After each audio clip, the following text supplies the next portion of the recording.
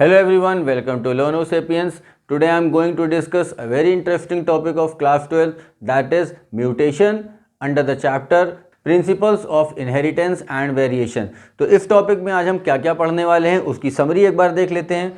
आज हम पढ़ेंगे इस टॉपिक में म्यूटेशन की डेफिनेशन क्या होती है, वाइल्ड और म्यूटेंट टाइप क्या होता है, म्यूटेशन को फाउंडेशन हेड ऑफ इवोल्यूशन क्यों कहते हैं, यानी कि इनको म्यूटेशन को इवोल्यूशन का बेस अल्टीमेट सोर्स क्यों माना जाता है। नेक्स्ट, म्यूटेशन को सबसे पहले किसने देखा था, म्यूटेशन टर्म किसने दिया था, कौन से प्लांट पर एक्सपेरिमेंट कर रहे थे। तो we will study all these headings one by one. तो start with the definition of mutation. Mutation किसे कहते हैं? म्यूटेशन की डेफिनेशन है any heritable change in the genotype of an organism, यानी कि ऑर्गेनिज्म के जीनोटाइप में, जीनोटाइप का मतलब जीन्स में, ऑर्गेनिजम्स के जीनोटाइप में कोई हेरिटेबल चेंज अगर आ जाए। अब हेरिटेबल चेंज का मतलब क्या हुआ? ऐसा चेंज जो इनहेरिट हो सके, अगली जनरेशन में ट्रांसफर हो सके, तो ऐसे चेंज को हम बोलते हैं mutation. And the most important thing that you have to remember in mutation, जो इसकी डेफिनेशन में आपको बुक में मिलेगा, it is a sudden heritable change. Mutation कोई ग्रेजुअल चेंज नहीं है कि धीरे धीरे हो रहा है, जैसे कि इवोल्यूशन जनरली होता था कि धीरे धीरे इवोल्यूशन हो रहा है जनरेशन आफ्टर जनरेशन। म्यूटेशन में जो चेंजेस आते हैं वो सडन चेंज होते हैं। तो म्यूटेशन की डेफिनेशन अगर आपसे पूछी जाए तो आप लिखेंगे कि mutation is a sudden heritable change in the genotype of an organism. तो this was the definition of mutation कि it is a sudden heritable change in the genotype of an organism. अब ये समझते हैं ऑर्गेनिज्म दो तरह के होते हैं, एक होता है ऑर्गेनिज्म वाइल्ड टाइप और एक ऑर्गेनिज्म होता है म्यूटेंट टाइप। देखिए, वाइल्ड टाइप का मतलब हुआ कि ऑर्गेनिज्म का जो नॉर्मल फिनोटाइप होता है तो उस ऑर्गेनिज्म को हम बोलते हैं वो वाइल्ड टाइप है। You take the example of human species, तो ह्यूमन स्पीशीज में जितने भी ह्यूमंस आपको नॉर्मल फिनोटाइप वाले दिख रहे हैं, मतलब नॉर्मल दिख रहे हैं, तो इन सबको कहा जाएगा कि ये वाइल्ड टाइप हैं। और अगर इसमें कोई चेंज आ गया, यानी कोई ह्यूमन बीइंग ऐसा आपको दिख रहा है जो नॉर्मल से अलग है, तो उसको हम कहेंगे म्यूटेंट टाइप। तो वाइल्ड टाइप का मतलब क्या हुआ? जो नॉर्मल इंडिविजुअल है उस स्पीशीज का। और म्यूटेंट टाइप का मतलब क्या हुआ? कि इस वाइल्ड टाइप के इंडिविजुअल में, यानी कि individual with the normal phenotype, इस इंडिविजुअल में अगर म्यूटेशन होता है तो फिर उसका फिनोटाइप नॉर्मल नहीं रहेगा, वो नॉर्मल नहीं दिखेगा, कुछ ना कुछ उसमें चेंज आ जाएंगे ड्यू टू म्यूटेशन, और ऐसे इंडिविजुअल को हम बोलेंगे mutant type. Now the next point, mutation is considered the foundation head of evolution, यानी बिना म्यूटेशन के इवोल्यूशन नहीं हो सकता। म्यूटेशन का मतलब क्या हुआ? म्यूटेशन का मतलब हुआ चेंज। चेंज को हमने क्या पढ़ रखा है, क्लास 10th में ही आपने पढ़ा होगा, चेंज का मतलब वेरिएशन। तो जब तक म्यूटेशन नहीं होगा तब तक वेरिएशन नहीं होगा, और जब तक वेरिएशन नहीं होगा स्पीशीज़ में, ऑर्गेनिज्म में कोई चेंज नहीं आएगा। तो अगर म्यूटेशन नहीं हो रहा है तो वेरिएशन नहीं हो रहा है, और वेरिएशन नहीं होगा तो इवोल्यूशन नहीं होगा। और ये इवोल्यूशन की ही वजह से है कि जितने भी ऑर्गेनिज्म इस दुनिया में दिख रहे हैं सब अलग अलग तरह के दिख रहे हैं, वरना अगर वेरिएशन नहीं हुआ होता तो सारे जीन्स एक जैसे दिखाई पड़ते, किसी तरह का कोई डिफरेंस ही नहीं होता। तो इसलिए कहा जाता है कि म्यूटेशन की वजह से वेरिएशन होता है और वेरिएशन की वजह से इवोल्यूशन होता है। That's why mutation is considered as a foundation head of evolution. Now the next point, mutation was first recorded by, यानी सबसे पहले म्यूटेशन किसने देखा था? सबसे पहले म्यूटेशन देखा था सेथ राइट ने इन 1791 इन मेल एनकन शीप। ये जो मेल एनकन शीप था, ये ऐसी शीप थी जिसके पैर नॉर्मल शीप से छोटे थे, यानी कि ये वाली जो शीप थी मेल एनकन शीप जो कि सेथ राइट ने देखी थी, इसके पैर नॉर्मल वाली जो शीप्स थी उनसे छोटे थे। तो ये वाली शीप ड्वार्फ दिखाई पड़ती थी। तो नॉर्मल शीप वाइल्ड टाइप, ठीक है, और इसमें कुछ म्यूटेशन हो गया जिसकी वजह से इसके पैर छोटे हो गए, म्यूटेंट टाइप। तो सबसे पहला ये म्यूटेशन किसने देखा था? सेथ राइट ने देखा था। ये नाम याद रखिएगा, नीट में पूछा जाता है, ठीक है।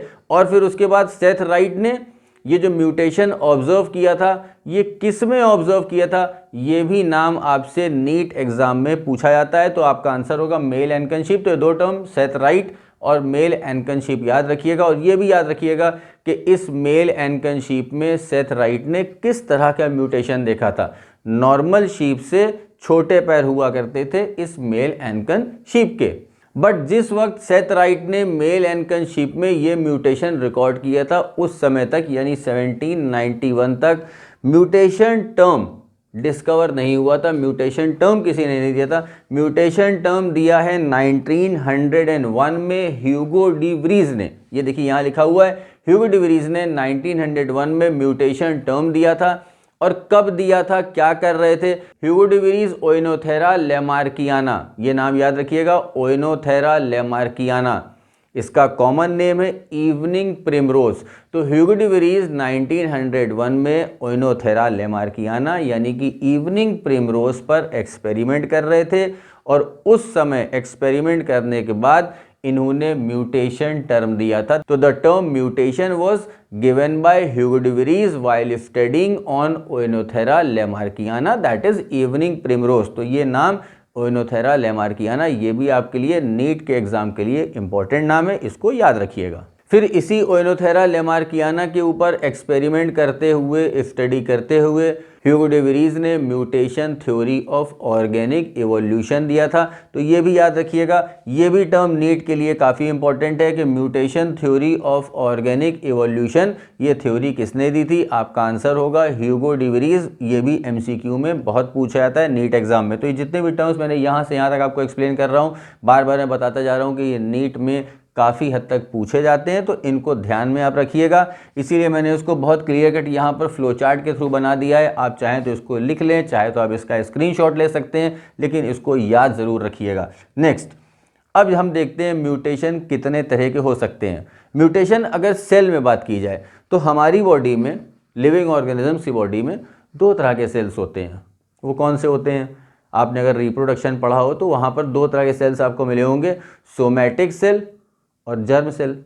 तो जो सोमैटिक सेल होता है वो रिस्पॉन्सिबल होता है for the normal growth and development of the body, और जर्म सेल ये किस लिए रिस्पॉन्सिबल होते हैं? ये एक्चुअली रिप्रोडक्टिव सेल्स होते हैं। इनका काम होता है गैमीट्स को बनाना, and then they form the zygote and then they give rise to a new individual. ठीक है, तो ये 2 तरह के सेल्स होते हैं, सोमैटिक सेल और जर्म सेल। तो सोमैटिक सेल जो है वो रिप्रोडक्शन में पार्टिसिपेट तो करते नहीं है। Germ cells they form the gamete and they take part in reproduction. Now if mutation takes place in somatic cell, तो अगर म्यूटेशन सोमैटिक सेल में हो रहा है तो आपको क्या लगता है, क्या ऐसा म्यूटेशन अगली जनरेशन में इनहेरिट होगा? तो सोमैटिक सेल वाला म्यूटेशन अगली जनरेशन में इनहेरिट नहीं होता है, यानी कि mutation taking place in somatic cells called as somatic mutations, they are non heritable, they can not be inherited. और अगर म्यूटेशन जर्म सेल में हो गया तो ऐसे म्यूटेशन को हम कहेंगे जर्मिनल म्यूटेशन। तो ये जो टाइप ऑफ म्यूटेशन यहाँ पे लिखा है सोमैटिक म्यूटेशन या जर्मिनल म्यूटेशन, ये किस बेसिस पे लिखा है? On the basis of types of cells, के किन सेल्स में म्यूटेशन हो रहा है। अगर म्यूटेशन सोमैटिक सेल में हो रहा है सोमैटिक म्यूटेशन, अगर म्यूटेशन जर्म सेल्स में हो रहा है तो germinal mutation. Somatic mutation non heritable होता है, जर्मिनल म्यूटेशन क्योंकि इनसे जर्म सेल्स बनेंगे, गैमीट्स बनेंगे और फिर जाइगोट बनेगा, तो these mutation they are heritable. Now the next category of mutation is कि म्यूटेशन स्पॉन्टेनियस हो रहा है या इंड्यूस्ड हो रहा है। स्पॉन्टेनियस का मतलब अपने आप हो रहा है, या इंड्यूस्ड जबरदस्ती म्यूटेशन कराया जा रहा है। तो अगर अपने आप म्यूटेशन हो रहा है तो उसको हम कहेंगे स्पॉन्टेनियस म्यूटेशन, और अगर म्यूटेशन जबरदस्ती कराया जा रहा है ड्यू टू केमिकल्स और अल्ट्रावायलेट लाइट तो उसको बोलेंगे हम इंड्यूस म्यूटेशन। तो म्यूटेशन यहाँ पर किस तरह से हो रहे हैं?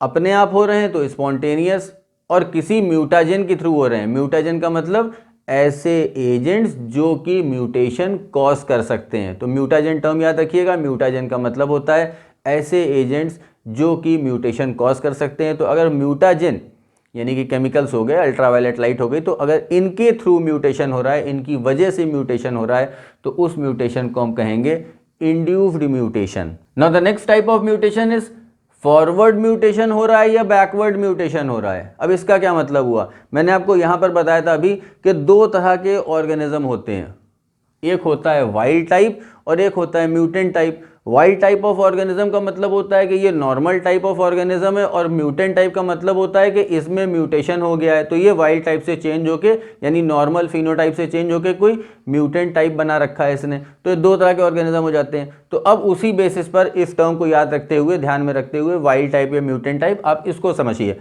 अगर म्यूटेशन में wild type of individual mutant type में कन्वर्ट हो जा रहा है, यानी normal phenotype is converting into a mutant phenotype, तो उसको हम बोलते हैं फॉरवर्ड म्यूटेशन। और अगर म्यूटेंट फिनोटाइप वापस से नॉर्मल फिनोटाइप में कन्वर्ट हो जा रहा है, वापस से नॉर्मल फिनोटाइप में, तो वापस यानी कि बैकवर्ड म्यूटेशन। तो फॉरवर्ड म्यूटेशन में आप ये याद रखिएगा कि नॉर्मल फिनोटाइप यानी वाइल्ड टाइप से म्यूटेंट टाइप में कन्वर्ट होता है, नॉर्मल से एबनॉर्मल टाइप में, ठीक है, वाइल्ड से म्यूटेंट, और बैकवर्ड में वापस अपनी जगह पर, यानी कि म्यूटेंट टाइप से वापस वो वाइल्ड टाइप पे आ जाएगा, यानी कि नॉर्मल फिनोटाइप में वो कन्वर्ट हो जाएगा। नेक्स्ट टाइप इज लीथल है कि प्लियोट्रॉपिक है। म्यूटेंट लीथल है या प्लियोट्रॉपिक है। अगर म्यूटेशन किसी ऐसे सेल में, किसी ऐसे जीन में हो रहा है जिसकी वजह से ऑर्गेनिज्म की डेथ हो जा रही है, तो ऐसे म्यूटेशन को हम कहेंगे लीथल म्यूटेशन, यानी this type of mutation is causing the death of the organism.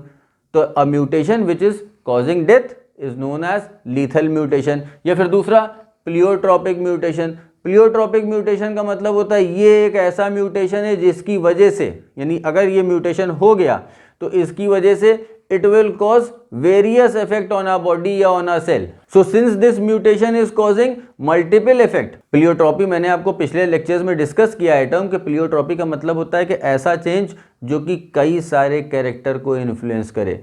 तो अगर ऐसे सेल में या ऐसे जीन में म्यूटेशन हो रहा है जिसकी वजह से more than one characters are being influence या more than one characters are being affected, तो उसको हम कहते हैं प्लियोट्रॉपिक म्यूटेशन।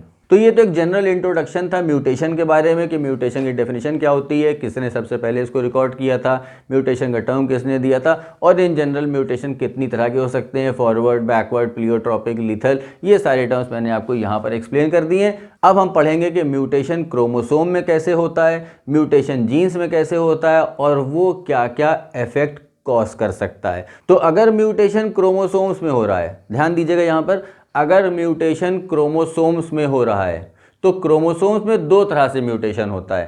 पहला, ये क्रोमोसोम का स्ट्रक्चर चेंज कर दे, यानी ऐसा म्यूटेशन जिसकी वजह से क्रोमोसोम का स्ट्रक्चर चेंज हो जाए। जैसे सपोज करिए मेरे सेल में 46 क्रोमोसोम्स हैं, तो मेरे सेल में अगर 46 क्रोमोसोम्स हैं और इनमें म्यूटेशन हो रहा है, तो अगर किसी क्रोमोसोम में म्यूटेशन हो रहा है तो उसका स्ट्रक्चर वगैरह अगर चेंज हो जा रहा है तो उसको हम बोलेंगे structural changes in the chromosome. ऐसा म्यूटेशन जो कि स्ट्रक्चर चेंज कर रहा है क्रोमोसोम का। और अगर सपोज करिए ऐसा म्यूटेशन हो जाए जिससे मेरे सेल में जो क्रोमोसोम है उनका नंबर चेंज हो जाए, तो ऐसे म्यूटेशन को हम बोलेंगे न्यूमेरिकल चेंजेस इन क्रोमोसोम।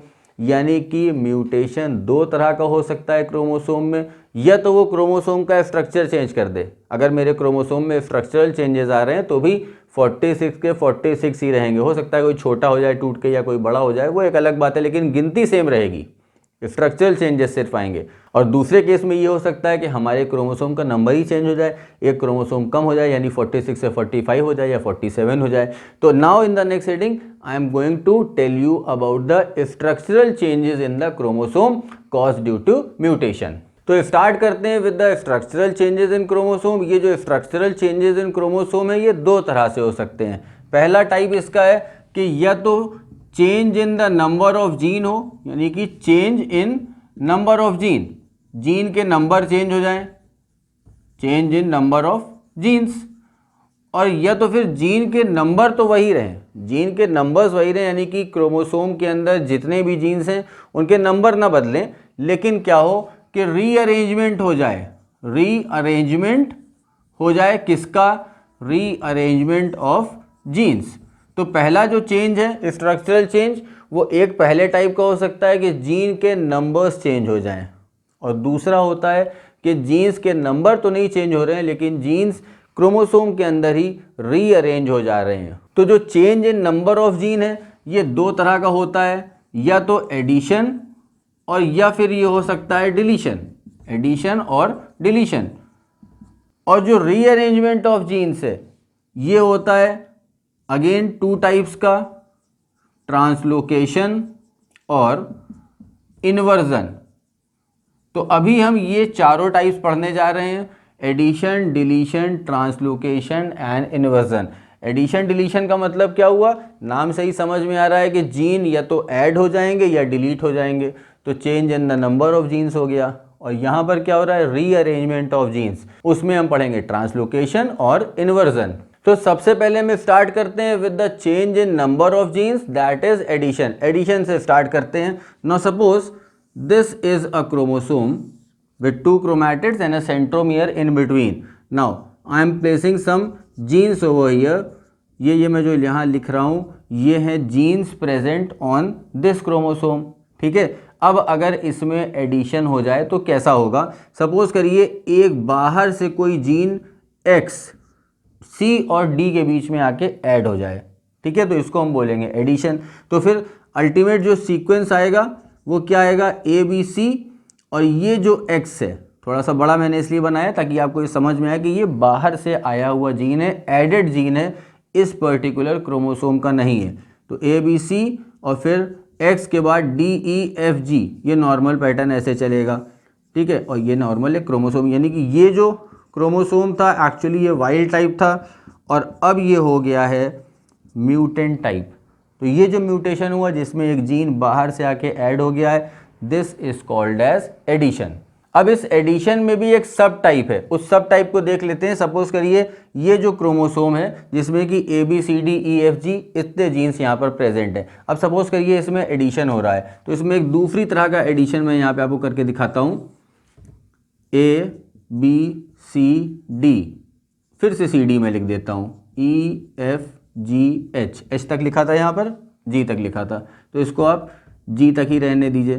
तो अब आप देखिए यहाँ पर क्या चेंज आया है, जो एक्चुअल ओरिजिनल क्रोमोसोम था वो कैसा था, उसमें जीन्स थे ABCDEFG, ठीक। और यहाँ पर क्या चेंज आया, ABCD और फिर से CD आ गया है, यानी कि एक CD जो है ये 2 बार आ गया है।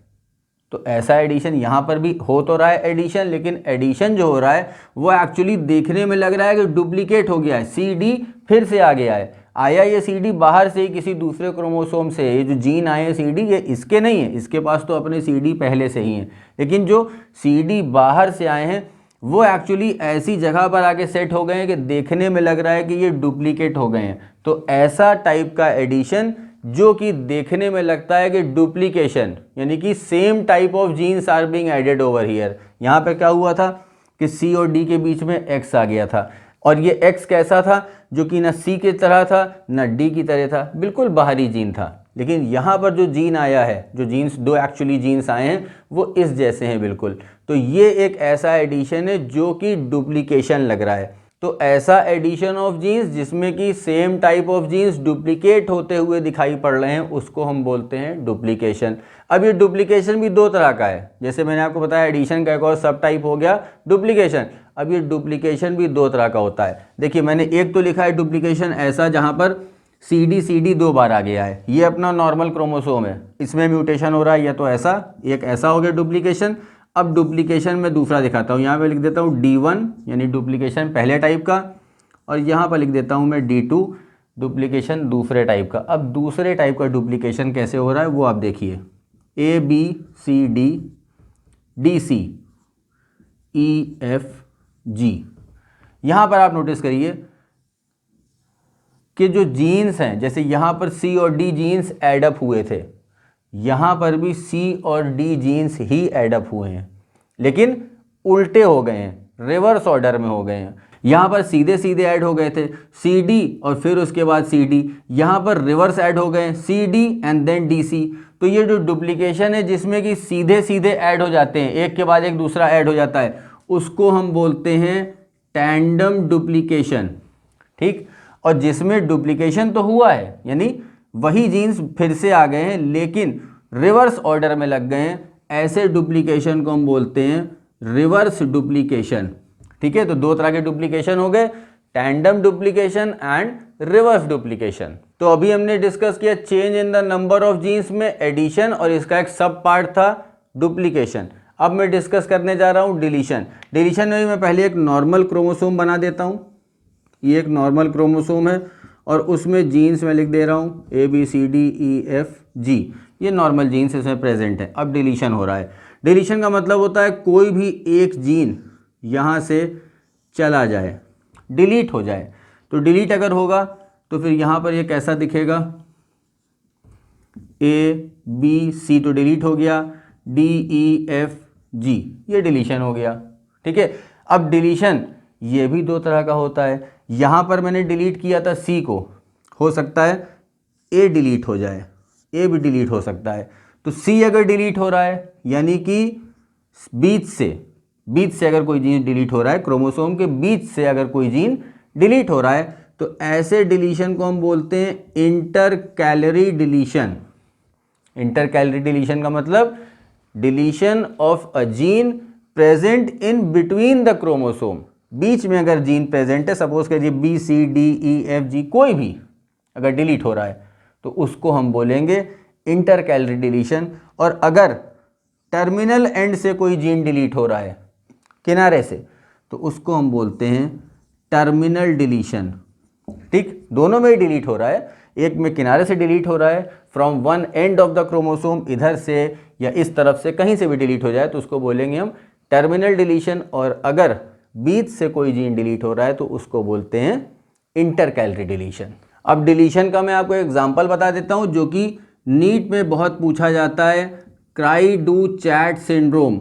मैं जनरली वही नाम लिखता हूं जो कि आपसे बोर्ड एग्जाम में पूछे जाते हैं या नीट में पूछे जाते हैं, वही नाम में लिखने की कोशिश करता हूं, क्योंकि मैं बहुत सारे सिंड्रोम, बहुत सारी बीमारियां, बहुत सारे डिसऑर्डर अगर लिख दूंगा तो आपको याद करने में दिक्कत होगी और फिर वो पूछे भी नहीं जाएंगे। तो जो पूछे जाते हैं एक्चुअली मैं उन्हीं को डिस्कस करता हूं यहाँ पर। तो डिलीशन की वजह से होने वाला जो म्यूटेशन आपसे नीट एग्जाम में या बोर्ड एग्जाम में पूछा जाता है वो ये क्राई डू चैट सिंड्रोम है। ये किस वजह से होता है? It is caused by the deletion of 5p।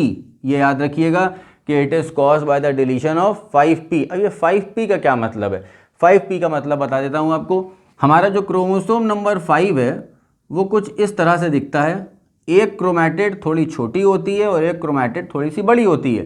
तो जो छोटी क्रोमैटिड है उसको बोलते हैं P और जो बड़ी वाली क्रोमैटिड होती है उसको बोलते हैं Q। और ये जनरली क्रोमोसोम नंबर 5 के साथ नहीं, जितने भी क्रोमोसोम्स हमारे सेल में प्रेजेंट होते हैं उसमें जो छोटी आर्म होती है उसको P बोलते हैं और जो लॉन्ग आर्म होती है उसको Q बोला जाता है। तो 5p के डिलीशन की वजह से क्राई डू चैट सिंड्रोम होता है, ये याद रखिएगा। 5p का मतलब क्रोमोसोम नंबर 5 इसका, इसमें से 5p का मतलब हुआ शॉर्ट आर्म का डिलीशन हो जाना। शॉर्ट आर्म का कुछ सेगमेंट डिलीट हो जाएगा। तो अगर 5p यानी कि क्रोमोसोम नंबर 5 की शॉर्ट आर्म में डिलीशन हो रहा है तो it will cause cry do chat syndrome. तो पहला पॉइंट तो क्राई डू चैट सिंड्रोम का यही पूछा जाता है कि किस क्रोमोसोम में हो रहा है, 5 नंबर, कौन से आर्म में हो रहा है, p मतलब शॉर्ट आर्म में, क्या हो रहा है, डिलीशन हो रहा है। और क्राई डू चैट सिंड्रोम में इतना जानने के बाद आप थोड़े से इसके सिम्टम्स भी याद कर लीजिए कि जिस इंसान को क्राई डू चैट सिंड्रोम होता है वो एक्चुअली उसमें सिम्टम्स क्या दिखाई पड़ते हैं। पहली बात तो उसकी कैट लाइक क्राई होगी, मीन्स वो जो इंडिविजुअल जब रोएगा तो बिल्ली जैसी आवाज़ निकलेगी, बिल्ली के रोने जैसी आवाज़ निकलेगी, ये उसका पहला सिम्टम है, इसीलिए इसका नाम क्राई डू चैट सिंड्रोम पड़ा है। दूसरा, ये जो बंदा है वो मेंटली रिटार्डेड होगा। मेंटली रिटार्डेड, ये वही सारे सिम्टम्स है जो कि आपसे नीट में या बोर्ड में पूछे जाते हैं। मेंटली रिटार्डेड होगा। मून लाइक फेस होगा। मून लाइक फेस का मतलब ये नहीं हुआ कि बहुत खूबसूरत चेहरा होगा, चांद सा रोशन चेहरा, ऐसा नहीं है कि बहुत खूबसूरत चेहरा होगा। मून लाइक फेस का मतलब एक गोल चेहरा होगा, एकदम गोल सा चेहरा होगा, बिल्कुल ठीक है। और एक और इम्पॉर्टेंट पॉइंट, माइक्रोसिफेली होगी इसको। माइक्रोसिफेली का मतलब होता है कि सर जो है वो छोटा होगा, माइक्रोसिफेली सर छोटा होगा। तो डिलीशन में आप ये याद रखिएगा कि डिलीशन में क्या होता है, जीन डिलीट हो जाता है, बीच से डिलीट होगा तो इंटरकैलरी डिलीशन होगा, कोने से डिलीट होगा तो वो टर्मिनल डिलीशन कहलाएगा। और ये डिलीशन का example cry do chat syndrome, 5p और ये सिम्टम्स, ये याद रखिएगा, बोर्ड एग्जाम और नीट में ये ज़रूर पूछे जाते हैं। तो अब तक हम पढ़ रहे थे change in the number of genes, जहाँ पर एडिशन, डुप्लीकेशन या डिलीशन की वजह से क्रोमोसोम के अंदर जीन्स चेंज हो रहे हैं, जीन्स की गिनती चेंज हो रही है, यानी नंबर ऑफ जीन्स। अब हम पढ़ेंगे rearrangement of genes. Rearrangement of genes का मतलब ये ऐसे टाइप का म्यूटेशन है जिसमें जीन्स के नंबर चेंज नहीं होंगे, सिर्फ शफलिंग हो जाएगी, रीअरेंजमेंट हो जाएगा। तो इसमें सबसे पहले हम पढ़ते हैं ट्रांसलोकेशन। ट्रांसलोकेशन का मतलब क्या है? ट्रांसलोकेशन का मतलब होता है exchange of chromosome segments. Chromosome के जो सेगमेंट्स हैं उनका एक्सचेंज होना। कौन से क्रोमोसोम के सेगमेंट एक्सचेंज होंगे, यहाँ पर ये जानना बहुत ज़रूरी है, और इसी पॉइंट में आप लोग नीट में धोखा खा जाते हैं और आंसर गलत मार्क करके चले आते हैं। देखिए, जो क्रोमोसोम के सेगमेंट्स एक्सचेंज होते हैं वो तो क्रॉसिंग ओवर में भी होते हैं, लेकिन क्रॉसिंग ओवर में जो एक्सचेंज होता है सेगमेंट्स का, उसको तो हम नहीं कहते म्यूटेशन है, या उसको तो ट्रांसलोकेशन नहीं कहा जाता है। क्यों? क्योंकि वहाँ पर जो एक्सचेंज हो रहा है वो किसके बीच हो रहा है? Between homologous chromosomes. Crossing over जो होती है, एक्सचेंज ऑफ सेगमेंट्स जो होते हैं वो होमोलॉगस क्रोमोसोम्स के बीच में होते हैं। बट यहाँ पर जो एक्सचेंज ऑफ सेगमेंट्स हो रहा है किसमें? ट्रांसलोकेशन में। ये कहाँ एक्सचेंज हो रहा है? Between non homologous chromosomes. ये टर्म आप लोग याद रखिएगा, बिटवीन नॉन होमोलॉगस क्रोमोसोम्स। तो जो नीट में क्वेश्चन पूछा जाता है उसमें एमसीक्यू में जो आंसर्स होते हैं वो ऐसे ही कुछ होते हैं, यानी ट्रांसलोकेशन के बारे में पूछा जाता है कि वो एक्सचेंज किसके बीच में है, होमोलॉगस क्रोमोसोम के सेगमेंट के बीच में या नॉन होमोलॉगस क्रोमोसोम के सेगमेंट के बीच में। तो आप तो याद करेंगे एक्सचेंज, यानी आपने सिर्फ आधी बात ही पढ़ी है कि एक्सचेंज ऑफ सेगमेंट। तो अब आंसर देख के आप कंफ्यूज हो जाएंगे कि होमोलॉगस में एक्सचेंज हो रहा है या नॉन होमोलॉगस में एक्सचेंज हो रहा है। तो ये बात ज़रूर याद रखिएगा कि ट्रांसलोकेशन में नॉन होमोलॉगस क्रोमोसोम के बीच में सेगमेंट्स का एक्सचेंज होता है। अब ये एक्सचेंज कैसे हो रहा है वो मैं आपको यहाँ पे समझाता हूँ। सपोज करिए दो नॉन होमोलॉगस क्रोमोसोम्स हैं, एक ये बना दिया मैंने, एक नॉन होमोलॉगस क्रोमोसोम ये है। दोनों ही नॉन होमोलॉगस क्रोमोसोम है। नॉन होमोलॉगस का मतलब सपोज करिए ये क्रोमोसोम नंबर 1 है तो ये क्रोमोसोम नंबर 5 होगा, जबकि क्रॉसिंग ओवर में एक्सचेंज कहाँ होता है? ये क्रोमोसोम नंबर 1 है तो उसी का पेयर यहाँ पर होगा। ये होते हैं होमोलॉगस पेयर, ठीक है। लेकिन यहाँ पर क्या हो रहा है? Exchange between non homologous chromosome. अब इसके जीन्स लिख देता हूँ मैं। सपोज करिए मैंने यहाँ पर लिख दिया जीन्स ABCDE, और यहाँ मैंने लिख दिया 1 2 3 4 5, ठीक। तो अब जो ट्रांसलोकेशन होगा यानी एक्सचेंज 1 2 3 जो है ABC से एक्सचेंज कर जाएगा। तो एक्सचेंज होने के बाद ये कैसे दिखेंगे? ऊपर वाला दिखेगा 1 2 3 D और E, क्योंकि ABC तो चला गया नीचे, एक्सचेंज होके दूसरे क्रोमोसोम में चला गया, तो दूसरा वाला आप दिखेगा ABC और 4 5। तो यहाँ पर देखिए नंबर ऑफ जीन दोनों में 5 5 हैं, यहाँ भी 5 थे, यहाँ भी 5 थे, यानी ट्रांसलोकेशन के पहले भी नंबर ऑफ जीन सेम थे और ट्रांसलोकेशन के बाद भी नंबर ऑफ जीन सेम है। तो नंबर ऑफ जीन्स में चेंज नहीं हो रहा है, क्या हो रहा है? Rearrangement of genes. Genes rearrange हो रहे हैं। और कैसे रीअरेंज हो रहे हैं? Exchange of segments between non homologous chromosomes. ये दो नॉन होमोलॉगस क्रोमोसोम है, उनके सेगमेंट्स का एक्सचेंज हो रहा है, जिसकी वजह से नया कॉम्बिनेशन बन रहा है, और इसको ही हम बोल रहे हैं ट्रांसलोकेशन। अब ये तो एक टाइप का ट्रांसलोकेशन था, नाम मैं अभी नहीं बताऊंगा, नाम बाद में बताऊंगा। तो ये तो एक टाइप का ट्रांसलोकेशन था। ट्रांसलोकेशन का भी एक और टाइप होता है, ठीक है। अब वो दूसरा टाइप समझने के लिए मैं पहले उसको कंप्लीट कर देता हूँ। सपोज करिए इस पूरे क्रोमोसोम पे मैं जीन लिखने जा रहा हूँ, तो ABCDE लिखा है, यहाँ पर FGHIJ थोड़ा सा और लिख देता हूँ, 6 7 8 9 10 ये लिख देता हूँ पूरा, ठीक है।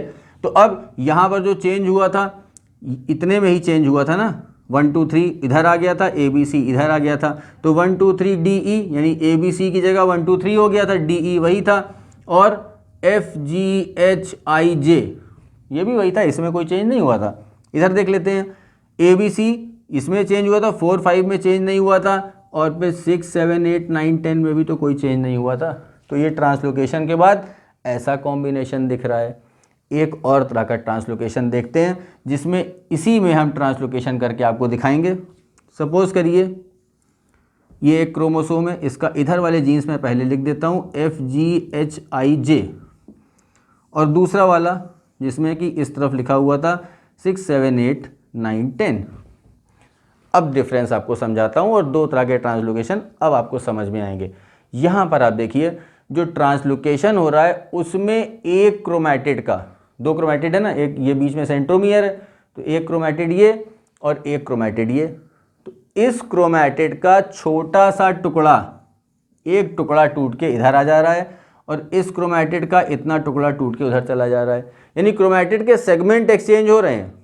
Now in this case the entire chromatid will change, यानी कि ये जो यहां पर था ABCDE वो पूरा पूरा चेंज होके नीचे आ जाएगा और 1 2 3 4 5 पूरा का पूरा चेंज होके ऊपर चला जाएगा, यानी कि एंटायर क्रोमैटिड विल चेंज। यहां पर क्या था, part of chromatid is exchanging. तो जब एंटायर क्रोमैटिड विल चेंज तो यहां पर हो जाएगा 1 2 3 4 5 और यहां पर हो जाएगा ABCDE। अब फर्क समझ में आया आपको, यहां पर सेगमेंट का एक्सचेंज हो रहा था, क्रोमैटिड के एक छोटे से सेगमेंट का एक्सचेंज हो रहा था और यहां पर पूरा का पूरा क्रोमैटिड ही एक्सचेंज हो गया है। तो ये दो तरह के ट्रांसलोकेशन है। पहला ट्रांसलोकेशन जिसमें कि सिर्फ क्रोमैटिड के सेगमेंट एक्सचेंज होते हैं और यहां पर पूरा का पूरा क्रोमैटिड ही एक्सचेंज हो जाता है। तो ऐसा ट्रांसलोकेशन जिसमें कि क्रोमैटिड का सिर्फ सेगमेंट एक्सचेंज होता है उसको हम बोलते हैं रेसिप्रोकल ट्रांसलोकेशन। रेसिप्रोकल ट्रांसलोकेशन जहां पर एक्सचेंज होता है सिर्फ क्रोमैटिड के सेगमेंट का और जहां पर पूरा का पूरा क्रोमैटिड ही एक्सचेंज हो जाता है, ऐसे ट्रांसलोकेशन को बोला जाता है रॉबर्टसोनियन ट्रांसलोकेशन। रॉबर्टसोनियन ट्रांसलोकेशन, इसमें क्या हो रहा है, पूरा का पूरा क्रोमैटिड ही एक्सचेंज हो जा रहा है। अब इस ट्रांसलोकेशन में भी जैसे मैंने आपको डिलीशन में बताया था कि क्राइडू-चैट सिंड्रोम नीट में पूछा जाता है और बोर्ड एग्जाम में पूछा जाता है, उसी तरह इस ट्रांसलोकेशन में भी एक एग्जांपल है फिलाडेल्फिया क्रोमोसोम। मैं यहाँ पे लिख देता हूँ अलग से, फिलाडेल्फिया क्रोमोसोम। फिलाडेल्फिया क्रोमोसोम ये पूछा जाता है कि ये फिलाडेल्फिया क्रोमोसोम आखिर है क्या। फिलाडेल्फिया क्रोमोसोम एक तरह का डिसऑर्डर है जो कि ट्रांसलोकेशन की वजह से होता है। ट्रांसलोकेशन मतलब एक्सचेंज ऑफ क्रोमोसोम सेगमेंट। तो यहाँ पर दो क्रोमोसोम होते हैं 22Q और दूसरा होता है 9Q। ये याद रखिएगा, ये कौन से दो क्रोमोसोम के बीच में ट्रांसलोकेशन होता है और कौन सी आर्म के बीच होता है। जैसे मैंने आपको बताया था क्राइडू-चैट सिंड्रोम में 5P का डिलीशन होता है, 5 नहीं बताया था, पूरा बताया था 5P, यानी क्रोमोसोम नंबर 5 की शॉर्टर आर्म का डिलीशन हो रहा है, तो हमने उसको बोला था क्राइडू-चैट सिंड्रोम। यहां पर फिलाडेल्फिया क्रोमोसोम में आपको क्या याद रखना है, दो क्रोमोसोम में एक्सचेंज हो रहा है, ठीक। कैसा एक्सचेंज हो रहा है, ट्रांसलोकेशन। और ये जो ट्रांसलोकेशन है ये उस क्रोमोसोम यानी कि 9 और 22 कौन सी आर्म पे हो रहा है, क्यों लिखा हुआ है, यानी कि long arm of chromosome 22 and long arm of chromosome 9 also. तो अगर क्रोमोसोम नंबर 9 और क्रोमोसोम नंबर 22 की लॉन्ग आर्म में एक्सचेंज ऑफ क्रोमैटिड सेगमेंट होता है तो it results in Philadelphia chromosome. और ये है क्या Philadelphia chromosome, it is a type of chronic myeloid leukaemia. Short में समझिए it is a type of cancer, ठीक है। तो ये generally CML chronic myeloid leukaemia के नाम से आपसे पूछा जाता है कि CML ये क्या चीज़ है। तो CML Philadelphia chromosome 22Q 9Q और ट्रांसलोकेशन, ये सारे टर्म्स इससे रिलेटेड हैं, ये चीज़ आप याद रखिएगा। तो अभी मैंने आपको बताया ट्रांसलोकेशन, रीअरेंजमेंट ऑफ जीन, जिसमें कि रीअरेंजमेंट किसमें हो रहा है, दो नॉन होमोलोगस क्रोमोसोम में। मींस ट्रांसलोकेशन होने के लिए कम से कम दो क्रोमोसोम प्रेजेंट होने चाहिए, इन्वॉल्व होने चाहिए। अब हम पढ़ने जा रहे हैं इन्वर्जन। इन्वर्जन में एक ही क्रोमोसोम इन्वॉल्व होता है। तो ये पहला डिफरेंस है कि ट्रांसलोकेशन में मिनिमम आपको दो क्रोमोसोम तो चाहिए, क्योंकि यहाँ पर क्या हो रहा है, एक्सचेंज हो रहा है किसका, ऑफ क्रोमैटिड सेगमेंट्स। और इन्वर्जन में एक ही क्रोमोसोम चाहिए, दो अलग अलग क्रोमोसोम नहीं चाहिए। तो यहाँ पर जो रीअरेंजमेंट होता है वो दो क्रोमोसोम के बीच होता है और यहाँ पर जो रीअरेंजमेंट होता है, इन्वर्जन क्या है, रीअरेंजमेंट ऑफ जीन्स। तो यहाँ पर जो रीअरेंजमेंट हो रहा है वो एक ही क्रोमोसोम में हो जाएगा। और ये रीअरेंजमेंट कैसे होता है वो अब यहाँ पर देखते हैं।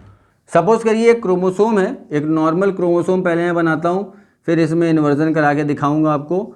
ABCDEF, ये एक नॉर्मल क्रोमोसोम में बना रहा हूँ, GHIJKL, ठीक। अब इसमें मैं कराने जा रहा हूँ इन्वर्जन, ठीक है। तो देखते हैं इन्वर्जन कैसे हो रहा है। सपोज करिए इसमें इन्वर्जन हो रहा है तो इसमें मैं लिख देता हूँ ए बी और ई डी सी और फिर एफ, फिर लिखता हूँ मैं जी एच आई जे के एल। कुछ फ़र्क दिख रहा है आपको दोनों में? यहाँ पर लिखा था A B C D E F, इधर वाला तो देखिए आप सेम दिख रहा है, यहाँ पर कुछ चेंज आ गया है। क्या चेंज आया है? मैंने ये वाला जो सेगमेंट है सी डी ई, इसको पलट दिया है, इन्वर्ट कर दिया, ये इधर आ गया है, A B E D C, ठीक है, पलट गया है, इसी को बोलते हैं इन्वर्जन। अब इसका एक और एग्जांपल देख लेते हैं। जो इन्वर्जन मैंने अभी ऊपर किया है उसी को थोड़ा सा चेंज कर देता हूँ। सपोज करिए ए बी सी और फिर मैं लिखता हूँ आई एच जी, फिर एफ ई डी जे के एल। फ़र्क देखिए आप कहाँ पे आ रहा है।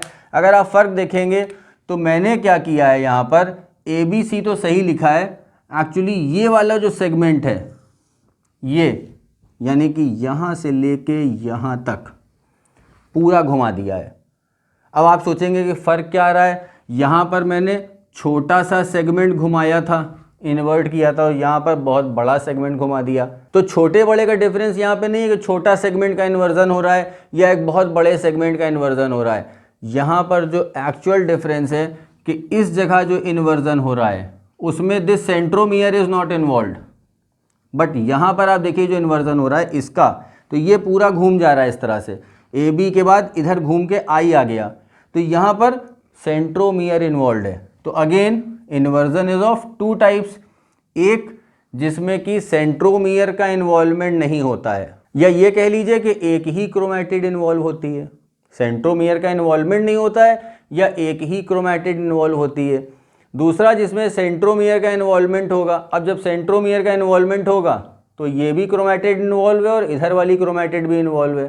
तो बेसिकली आपसे जो नीट में या 12th क्लास में क्वेश्चन पूछा जाता है इन्वर्जन से रिलेटेड, वो सेंट्रोमियर पे बेस्ड पूछा जाता है कि सेंट्रोमियर इन्वॉल्व है या सेंट्रोमियर इन्वॉल्व नहीं है। तो इन्वर्जन दो टाइप्स के होते हैं, पहला जिसमें कि सेंट्रोमियर इन्वॉल्व नहीं होता है उसको बोलते हैं पैरासेंट्रिक इन्वर्जन। यहाँ पर सेंट्रोमियर इन्वॉल्व नहीं है, इन्वर्जन इस साइड हो रहा है जिससे सेंट्रोमियर से कोई मतलब नहीं है, लेकिन यहाँ पर सेंट्रोमियर इन्वॉल्व है। तो ऐसा इन्वर्जन जिसमें कि सेंट्रोमियर इन्वॉल्व होता है उसको बोलते हैं पेरीसेंट्रिक इन्वर्जन। तो समझ में आ गया होगा कि एक नॉर्मल क्रोमोसोम अगर उसमें जीन्स इधर वाले या इधर वाले इन्वर्ट हो रहे हैं, सेंट्रोमियर इन्वॉल्व नहीं है, तो वो कहलाएगा पैरासेंट्रिक इन्वर्जन, और अगर सेंट्रोमियर इन्वॉल्व है तो it will be called as pericentric inversion.